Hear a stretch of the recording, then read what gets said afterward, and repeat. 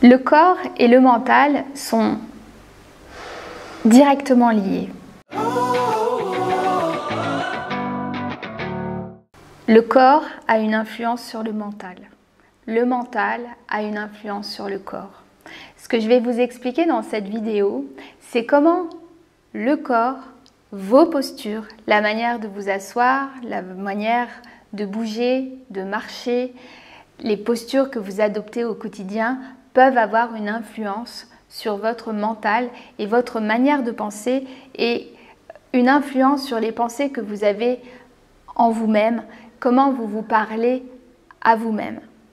Il se trouve que des études ont été menées et elles ont prouvé que si vous adoptez des postures qu'on appelle des postures de puissance, eh bien vous pouvez petit à petit adopter un mental de puissant. Il se trouve que si vous avez des postures ouvertes, là je suis sur une chaise et la plupart du temps sur une chaise, eh bien moi j'ai l'habitude d'avoir des épaules un petit peu rentrées, j'ai l'habitude aussi d'avoir des mains assez rangées en fait et des jambes croisées. En somme, je prends assez peu de place et en prenant peu de place, eh bien mon mental est assez étroit aussi. Je prends peu de place. Mes rêves sont limités, étroits. Je n'ai pas beaucoup d'imagination.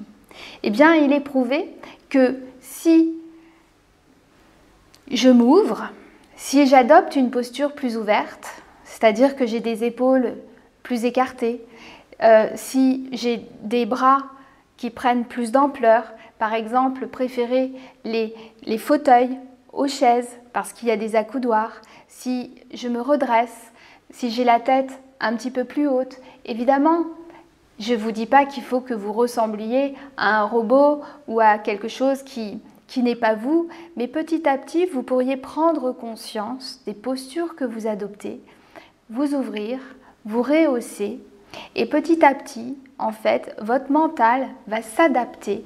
Vous allez tromper votre mental. Et petit à petit, vous allez avoir l'impression de vous ouvrir, d'avoir des idées plus claires, d'être plus intrépide, d'être plus motivé.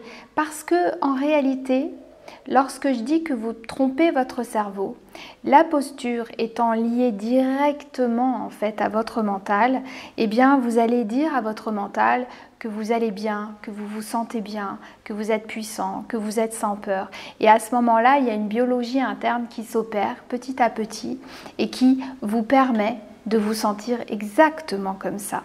Donc si vous avez envie d'avoir un mental de gagnant, petit à petit, essayez d'abord d'avoir la posture du gagnant. Voilà, c'était de ça que je voulais vous parler aujourd'hui. Je suis Olga Siesko, spécialiste du langage corporel, passionnée aussi par les sciences humaines.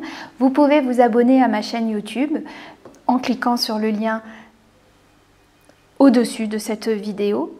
Et puis vous pouvez, ou non, peut-être qu'il est en dessous d'ailleurs, je ne sais pas.